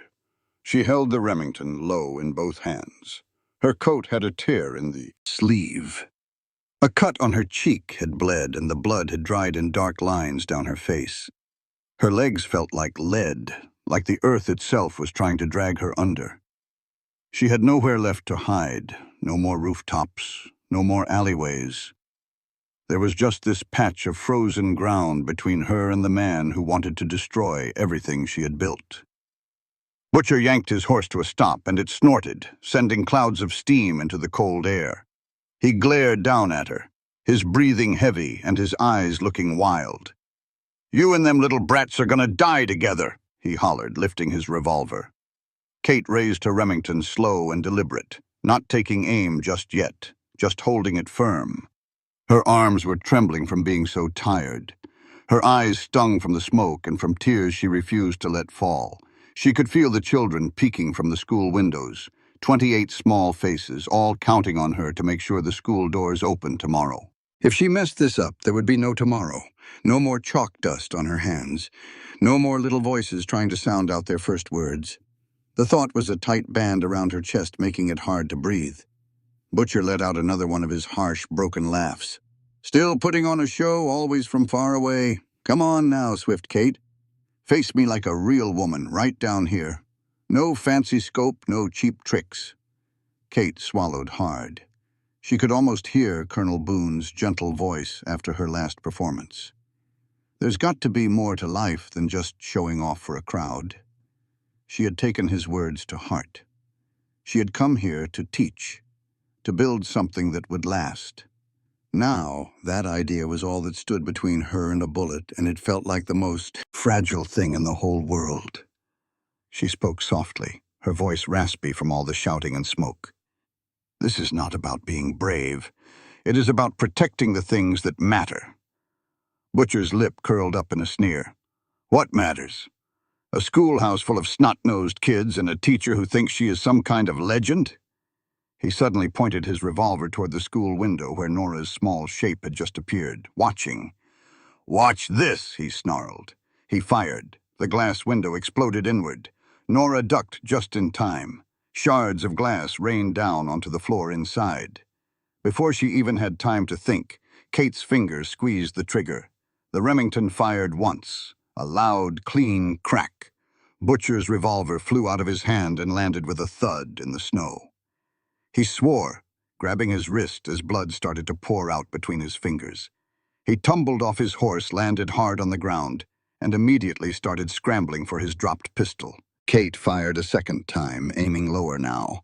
The bullet tore through his shoulder, ripping through his coat and his skin. He stumbled backward, empty-handed, his breath hissing out between his clenched teeth. Kate walked toward him, slow and steady. The Remington was still up, but her hands were shaking something fierce now, and her vision was getting blurry around the edges. She could finish it right here, just one more shot, clean and simple. But she lowered the barrel just a little. "I want you alive," she said, her voice unsteady. "I want you to face what you have done, to pay for the towns you have burned and the lives you have ruined." Butcher knelt there in the mud, his blood dripping from his shoulder, leaving a dark stain on the snow. He glared up at her, his face gone pale, but that ugly sneer was still plastered on his face, twisted and defiant. "You think you won?" he coughed out. "You think it all stops with me? There'll be more fellas just like me, always will be. You can't shoot every last one of 'em." Kate just looked down at him. Behind her, the schoolhouse was still standing, scarred by bullets and with busted windows, but it was still there. It was still hers. She whispered, almost so no one else could hear, "Maybe not, but I could shoot you." Wyatt Kane stepped out of the smoke, his coat ripped and his revolver back in its holster. 2 Pinkerton agents were with him, rifles at the ready. The townsfolk started peeking out from where they'd been hiding. Buck Tanner from the livery stable, Rose Avail from the alleyway. Cole Ramsey climbed down from his rooftop, closing in the circle.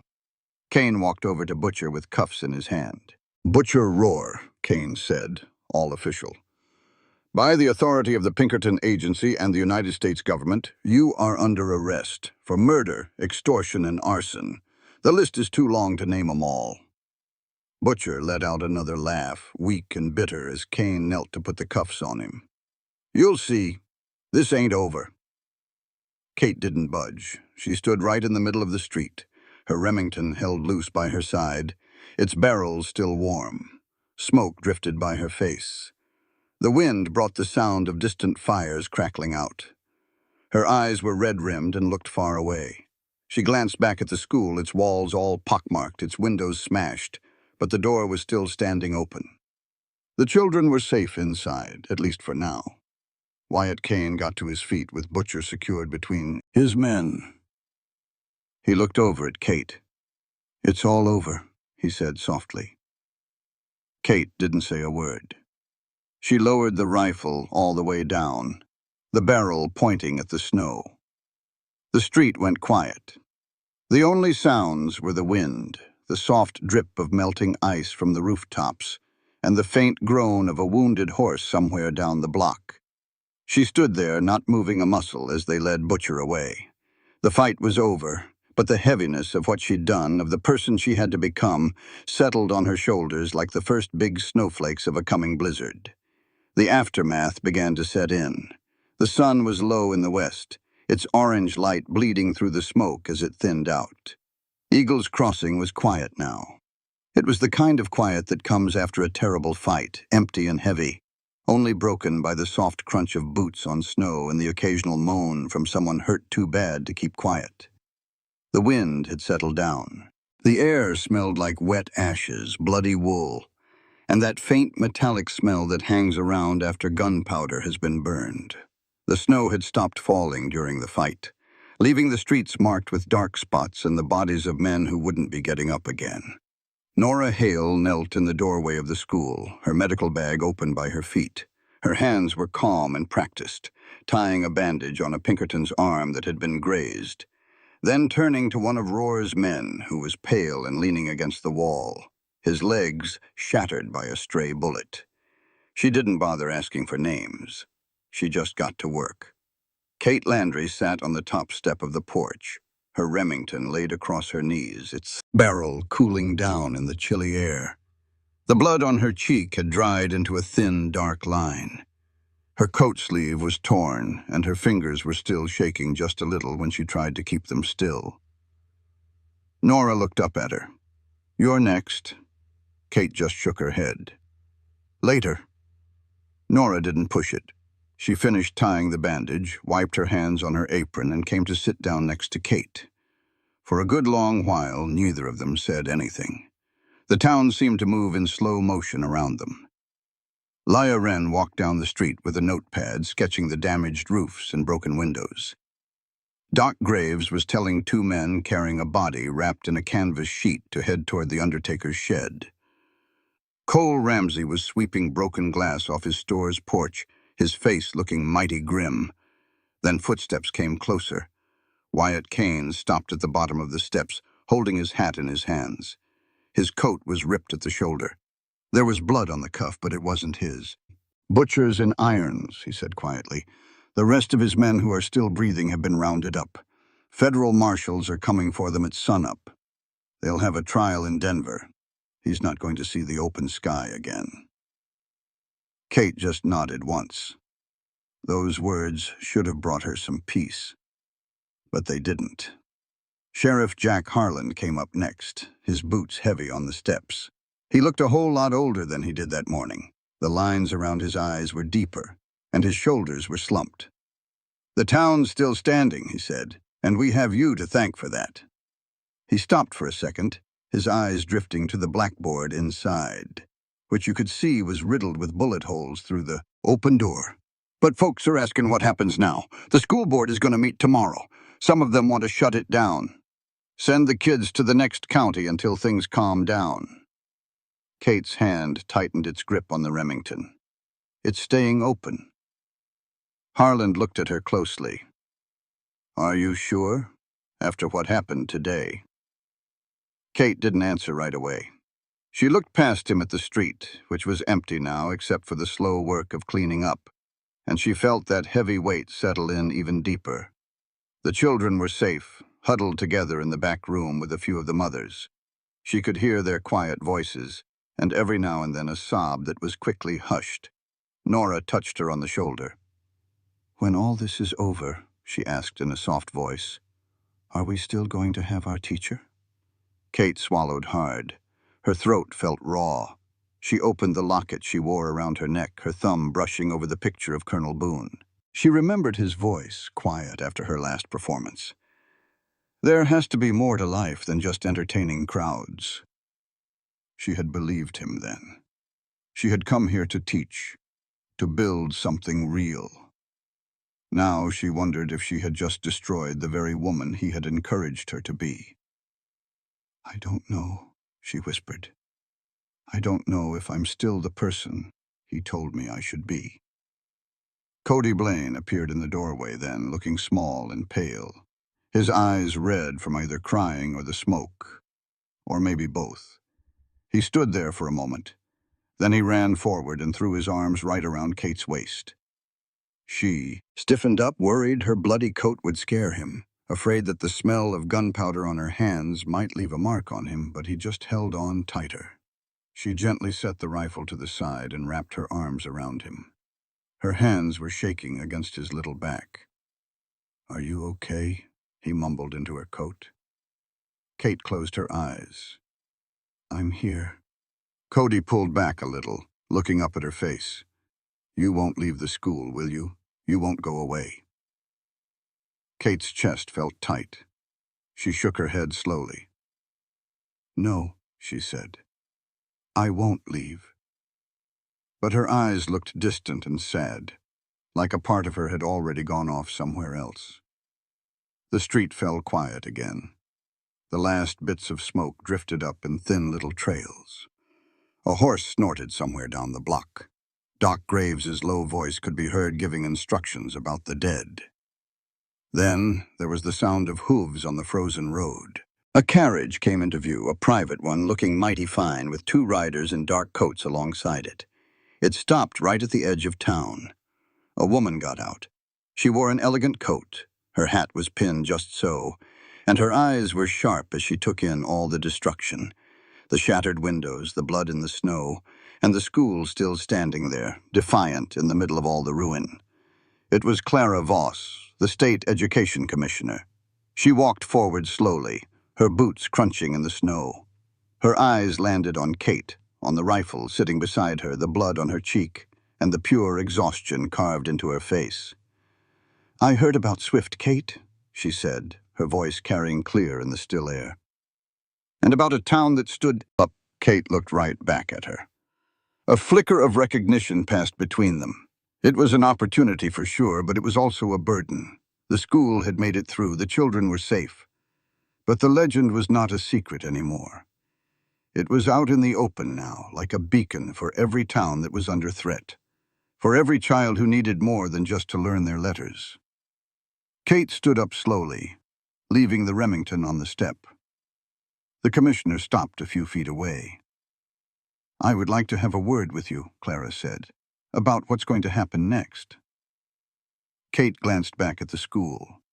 Its door was still open, and a warm light was spilling out into the growing twilight. Then she looked back at Clara Voss. She didn't answer right away. The wind started to pick up again, carrying the faint smell of pine and distant smoke. Whatever came next, it wasn't going to be quiet. A fragile dawn broke. 3 months had passed, and spring had come early to Eagle's Crossing, melting the last stubborn patches of snow into little streams that ran dark along the muddy streets. The pine trees on the ridge had new green tips. The air carried the clean scent of wet earth and budding cottonwood trees instead of gunpowder smoke. The town had finally started to breathe again. You could hear the sound of hammers ringing out from porches being rebuilt. Children's voices drifted from open windows, and the saloon doors swung open with a quiet sense of purpose instead of fear. The schoolhouse stood repaired. It had fresh boards on the walls, new glass in the windows, and the blackboard had been scrubbed clean of bullet scars, though some faint marks remained like old scars that just wouldn't fade away. Inside, the fire in the stove kept the last of the morning's bite out of the air. Kate Landry was up at the front, a piece of chalk in her hand, walking Cody Blaine through a tricky long division problem on the new slate. Her voice was steady and patient, the same way it had been before the trouble, but her fingers shook a little when she pressed down too hard, leaving a shaky line. You carry the 4, she said softly. Then take your time subtracting, Cody. You can do this. Cody just nodded, his tongue stuck between his teeth as his pencil scratched away. The rest of the children were busy at their desks. 28 of them again, not a single one missing. They had all returned on the very first day the school opened back up. A little shy at first, but then ready to learn, almost like the building itself had proved it was safe. Kate looked out at them. Little heads bent over their work with sunlight catching the dust floating in the air. She wanted so bad to believe that things were finally back to normal, and she almost did. Wyatt Kane had shown up 2 weeks before, his coat brushed clean and his hat in his hands. He stood right there in the doorway while the children were outside for recess, and he spoke in a low voice. Pinkerton's is growing, he told her. We're looking for folks who know more than just a badge and a firearm. We need to protect communities before any shooting even starts. We want you to train our people, our agents, the local watchmen. Show them how you did it here. Kate had just looked at the blackboard, at the neat rows of numbers she had written that morning. I am a teacher, she said. You are a whole lot more than that now, Kane answered back. And this territory needs more than just a teacher. She didn't give him an answer then and there. She still had not. Clara Voss came to town that very same week, stepping out of her carriage with that same careful grace. Her eyes took in everything, from the patched-up walls to the new shelves filled with books, and the children laughing out in the schoolyard. She walked through the schoolhouse slowly, touching a desk here and a learning chart there.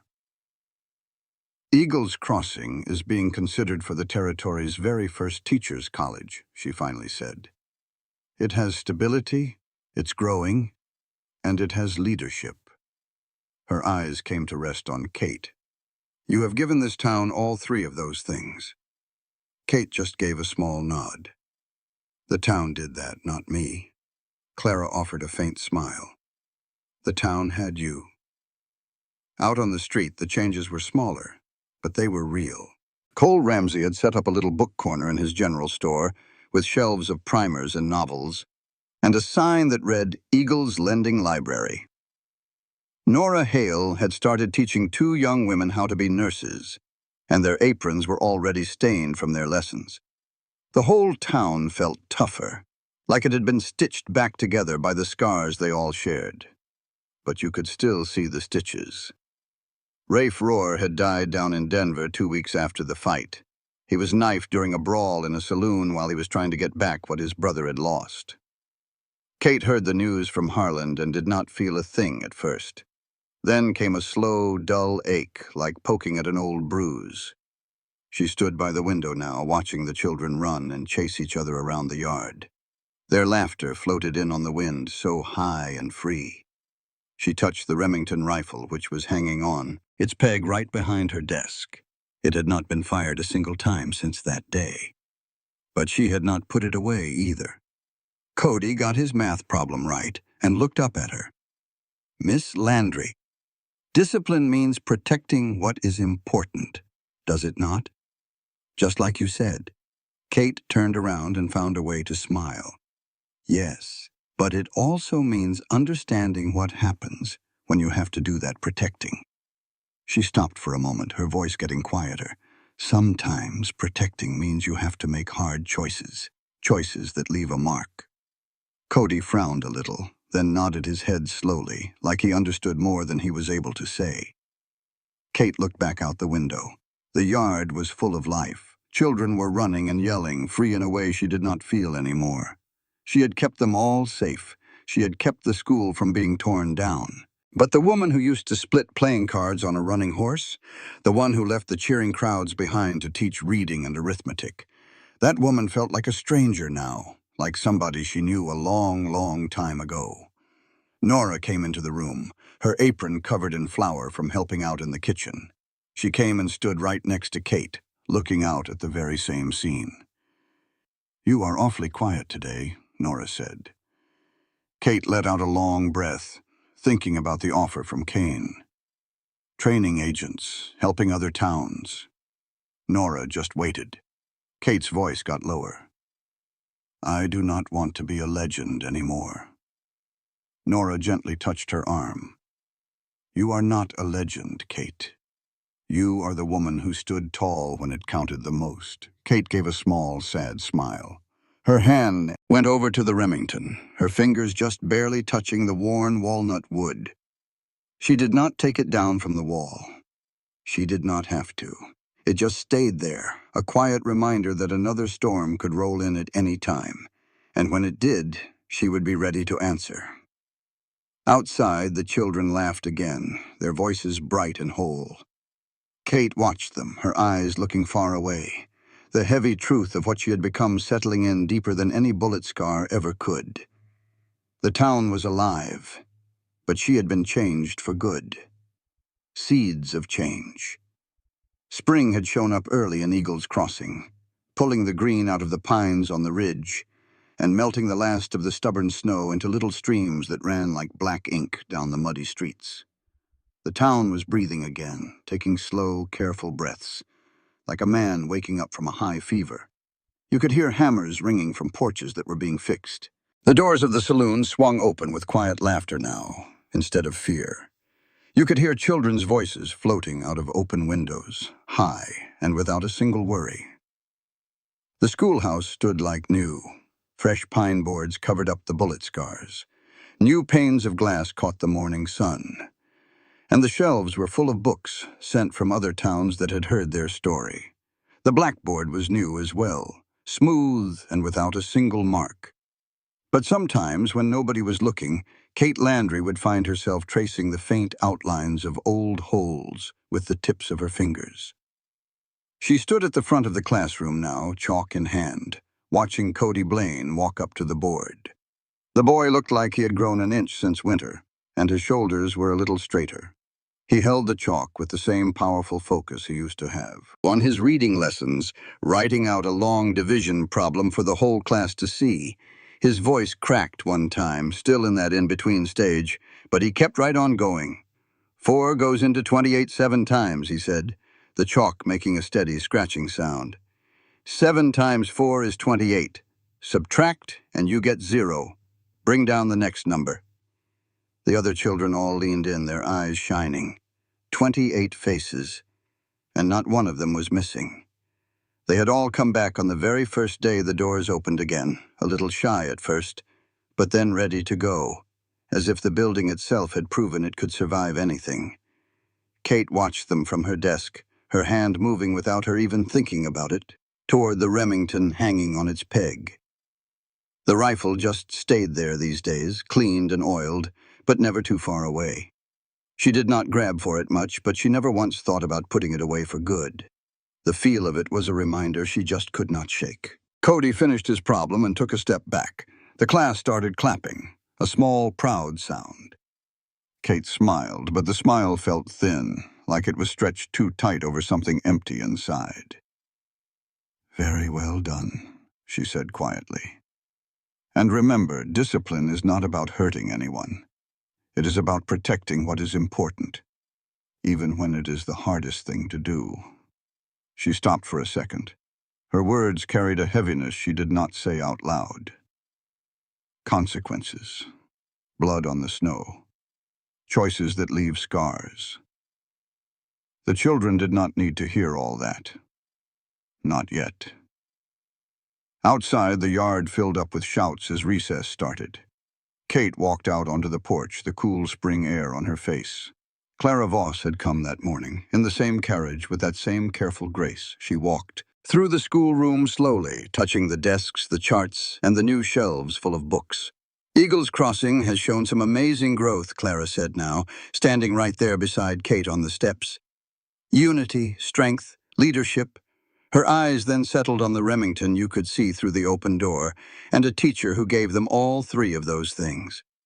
Kate looked down at her own hands, still rough from holding reins and triggers, still shaking just a little bit when she let herself think too long about that day. "The town did that," she said. "It was not me."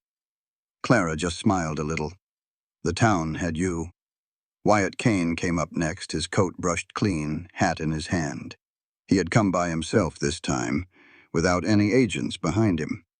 "Pinkerton's is offering you a job," he said in a low voice. "Training, and not just our agents, but local watchmen. People defending their own communities. The way you did it here, protection that starts before a shot is ever fired, ever. We need to spread that around." Kate felt her throat get tight. "The school is what I have to focus on." Kane nodded. "We can work with that." She did not give him an answer right away. She just looked out at the yard. Children were chasing each other, their laughter sounding bright against all the green. Cole Ramsey had turned a corner of his store into a real book section. Nora Hale was teaching 2 young women to be nurses, and their aprons were already stained from their work. The town felt like it had been stitched back together, and it was stronger because of its scars. Rafe Rohr had died down in Denver, knifed in a saloon fight while he was trying to put back together what his brother had lost. When Kate heard the news from Harlan, all she felt was a dull ache, like pressing down on an old bruise. There was no satisfaction, no feeling of relief, just the quiet knowledge that violence just made more violence, and she had been a part of that circle. The children came back into the classroom, their faces red from playing. Kate followed them inside and stood at the board one more time. She wrote down a simple math problem. Protection equals responsibility. And she just let it hang there in the air while the class got quiet. Discipline is not about using force, she said softly. It is about knowing what you are willing to make a stand for. And sometimes, making that stand means you have to make choices that hurt. She looked at their faces, so open and full of trust. Her hand went to the locket around her neck, her thumb brushing against Colonel Boone's medal. She had believed him at one time, that there was more to this life than just getting applause. She still believed that. But what it had cost her had carved something out of her, and it left an empty space she did not know how to fill. Later on, as the sun started to get low, she stood on the porch again. Clara Voss and Wyatt Kane were talking quietly by the carriage. They were making plans for the teachers' college, for training programs, a whole blueprint for other towns. Kate watched them, her arms crossed against the cold. Nora joined her apron dusty with flour from the kitchen. "They want you to teach other folks," Nora said. "How to hold a gun, how to make a stand." "Up." Kate let out a slow breath. "I don't want to be a legend anymore." Nora touched her on the arm. "You're not a legend, Kate. You're the woman who stood up when it really mattered." Kate managed a small, sad smile. Her eyes drifted back to the Remington hanging just inside the door. Its walnut stock was catching the last bit of daylight. She didn't make a move to take it down. She didn't have to. It stayed right there. It was a quiet promise that another storm might just come. And when it did, she would be ready to answer. The sound of children laughing drifted in from the yard again, bright and unbroken. Kate watched them, her eyes looking far off.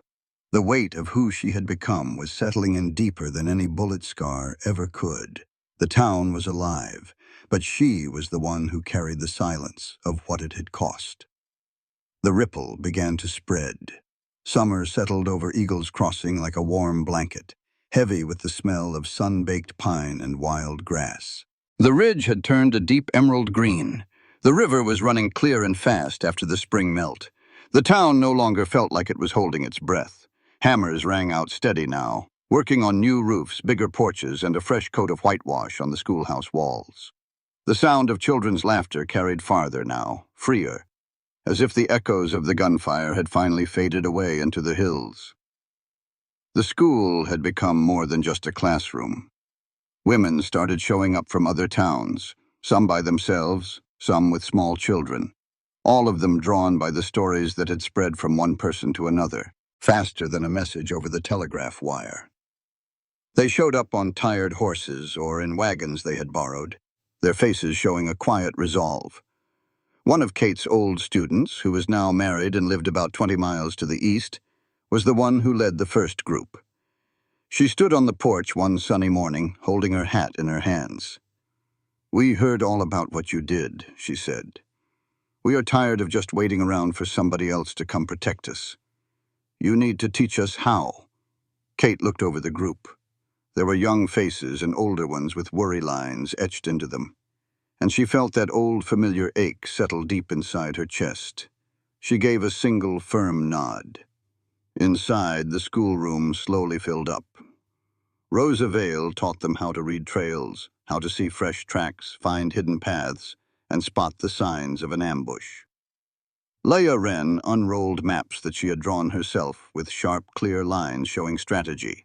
She pointed out the high ground, the places to trap an enemy, and the ways to fall back. Kate stood at the front of the room. Her Remington rifle hung on its peg behind her desk like a quiet observer. She taught them about more than just shooting. "A gun is nothing more than a tool," she said, her voice low and even.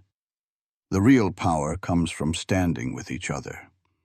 Discipline is not about causing harm. It is about protecting what you hold dear and understanding the high price you pay when you have to."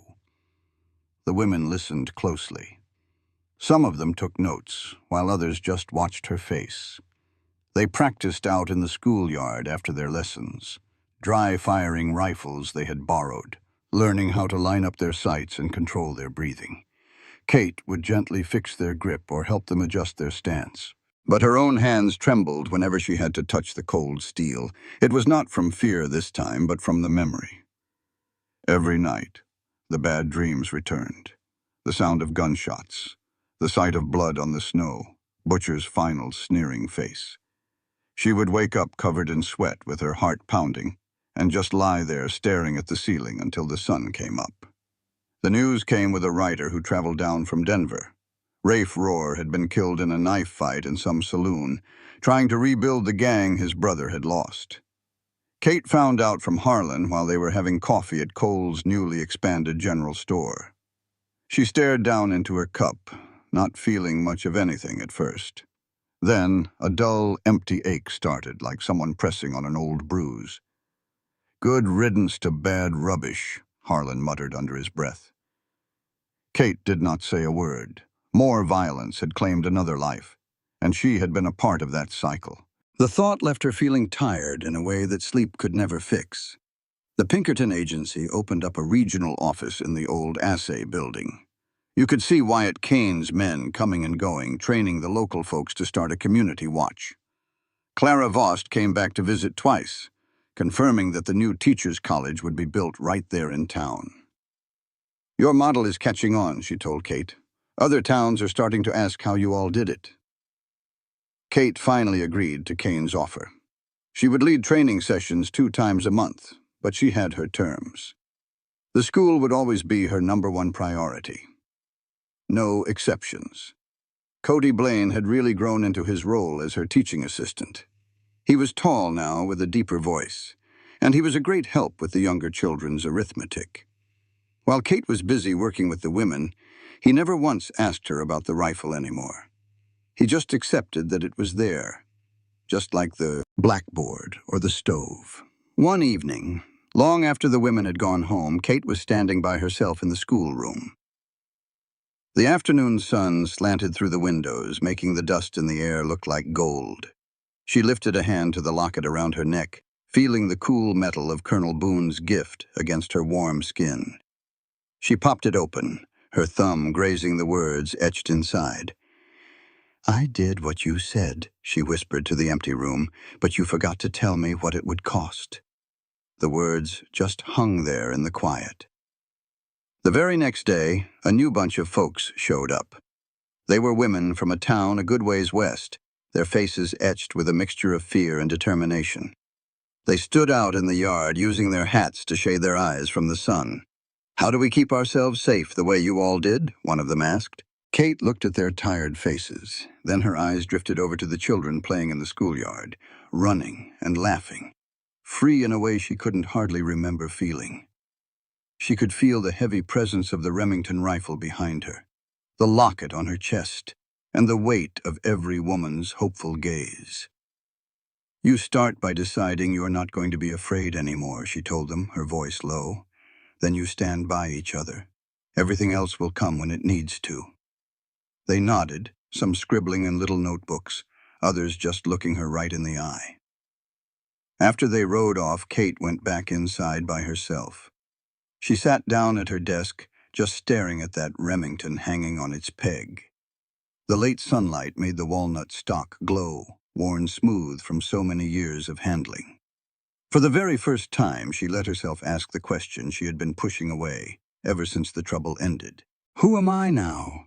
Am I the woman who taught children their numbers and stories? Or am I the one who had to pull a trigger to make sure they stayed alive? She did not have an answer. Outside, the sound of children's laughter rose up again, so bright and whole. Kate just sat there, her hands folded neatly in her lap, her gaze fixed on something far away.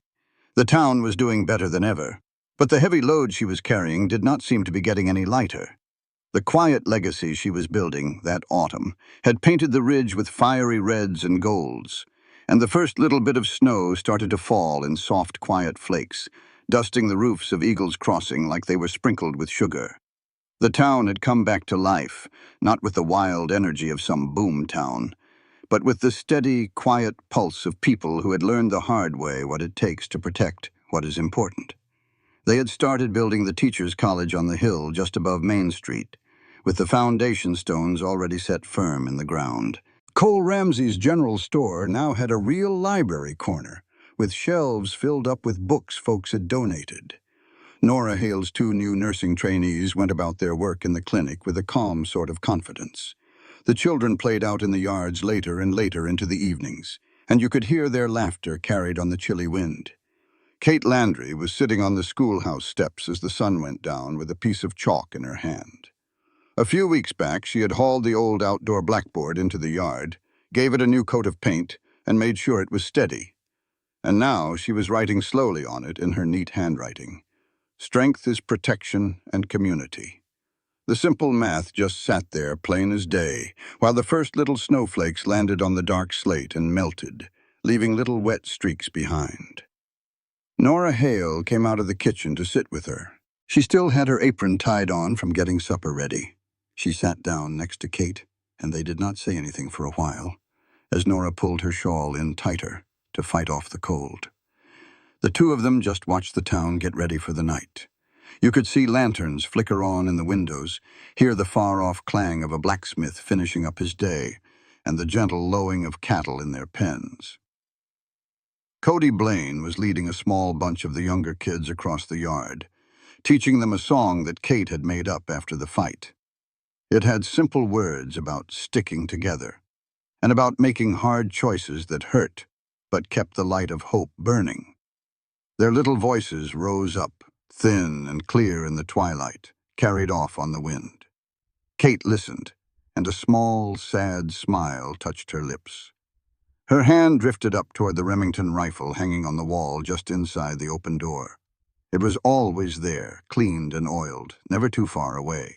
She did not grab for it in a panic anymore, but she never thought to put it away either. Nora was the one who broke the silence. "You ever wish you had not done it?" Kate looked down at the piece of chalk between her fingers, turning it over and over. "No," she said after a long moment. "No regrets, just a deep sadness that this was the way they had to learn the lesson." She looked over at the blackboard again. "One person taking a stand can make a difference, but only if they have got other folks standing right there with them." Nora nodded her head slowly. "You taught them that. Every last one of them." A letter had arrived from Claravos that very morning. It was on official paper from the territorial capital. The letter thanked Kate by her name and called Eagles Crossing a shining example for the whole frontier. It promised money and help for the new college. Kate had read it through 2 times. Then she folded it up and put it away in her desk drawer. It was an opportunity, she knew, but it was also a heavy weight. The story of Swift Kate had now traveled way beyond the ridge.